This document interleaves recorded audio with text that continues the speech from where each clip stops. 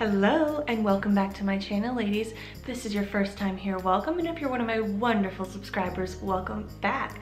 Today we're going to be talking about the cost of domestic infant adoption in the United States. I'm going to give you the averages for 2016. I'm going to give you the cost for a national agency I've been working with, as well as a local state agency.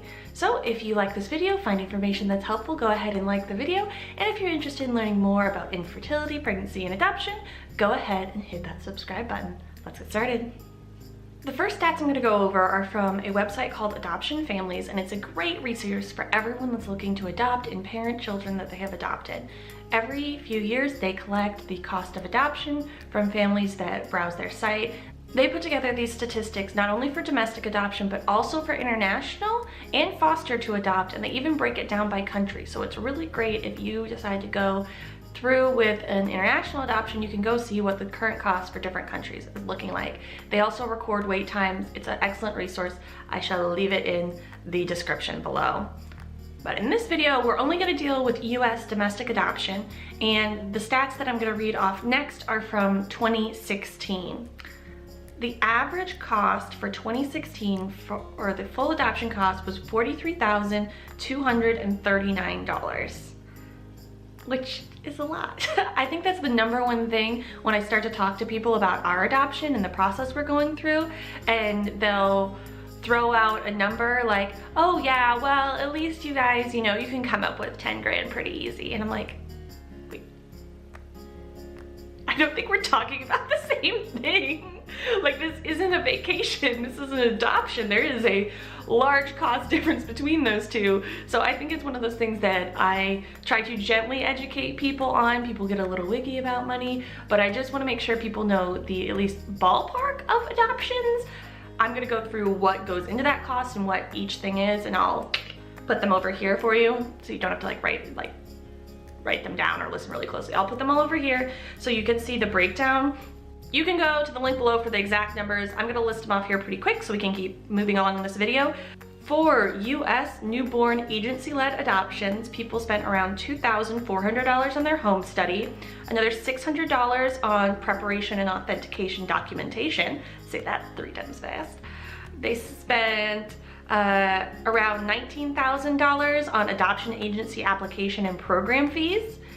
They spent around $2,500 on adoption consultation fees, $4,400 on attorney fees, $2,000 on advertising, networking, and profile books, $1,300 on birth family counseling, $3,400 on birth mother expenses, $300 on foster or interim care, $2,200 for travel expenses, $2,000 for postpartum expenses, post-placement, not postpartum, sorry.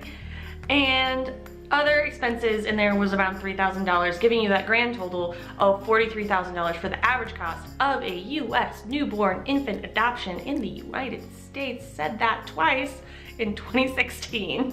Some of the things that you might not have full clarity on is, let me see, birth mother expenses. Those are gonna be things like rent, utilities, food, as well as medical expenses. I don't think they broke those out, because when the theory is if you were going to adopt a child, you are taking care of them now. And if for any reason the birth family cannot pay their utilities, cannot pay their rent, you are gonna take responsibility as a adoptive parent for that child now and pay those. I think I mentioned it in another video. Oh, choosing your adoption agency. Make sure you know the disruption policy with your agency, because some of these fees are recoverable and some aren't. I mention that now because birth mother expenses are usually the ones that aren't recoverable. Travel expenses, that's gonna be traveling to and from wherever the birth mother lives and the expectant family lives. You may do several visits before the child is even born so she can get to know you, but you are definitely traveling there and staying there if it's out of state until the finalization of the adoption. Yeah, of course, the majority of the cost is the adoption agency application and program fees, and this is just how the adoption agency stays in business. This is keeping their staff employed, paying for their time, paying for their knowledge. There's a lot of arguments of whether or not it should be that expensive, but this is the reality of it. So that's what I'm talking about today. All right, If you want definitions of any of the other things that I mentioned in there, you can go ahead and leave a comment below, but for the sake of timing of this video, I'm moving on. All right, I also contacted a national agency while I was researching my adoption agencies, and if you want to figure out how on earth we chose our adoption agency, you can click the iCard up above. But we ended up not going with a national agency, but I still have all the cost breakdown and the fee schedule, so I'm gonna go ahead and share that with you now. So they have 2 programs, and I am going to talk about their traditional program. Their traditional program has a fee range of $36,000 to $50,000, with the average cost being around $44,000 to $48,000. So you're seeing that the cost of adoption has gone up a little bit in the last 2 years, but that makes sense. And this is kind of a very premium adoption agency, very professional, very well put together. And so they're on the upper range of that. I thought it was interesting that they noted that anybody who has an adoption budget of $41,300 or less has a severe reduction in the amount of expectant mothers they can be shown to the point where they say that only 5% of their situations fall under that threshold. In contrast to the national averages, this agency had a very large advertising and online presence fee. It was almost $11,000, which is way above the average of the 2016 stats. That also meant that you had to pay way more upfront to even get active than with most agencies. Usually there's a fee schedule where you have your application fee to start. Your next fee will be your home study, which mine is only $1,000. You saw the average was $2,000 to $3,000. Then after that, you're gonna have your go live fees, your activation fees, which include any of your online presence and advertising. So this agency has quite a bit of an upfront cost versus usually it's only a few thousand to go active. And then there's your match fees and your placement fees, which all roll up into that kind of administrative fee what we saw on the average table.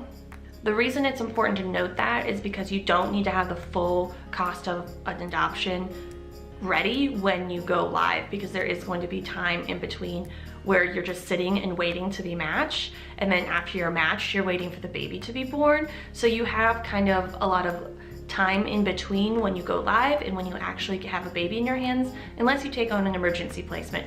And then it is kind of an emergency, you need that money now. But usually you're gonna have a few months to kind of gather the rest of that money. Moving on to the local state agency. So this agency has a fee range of $27,500 all the way up to $46,000.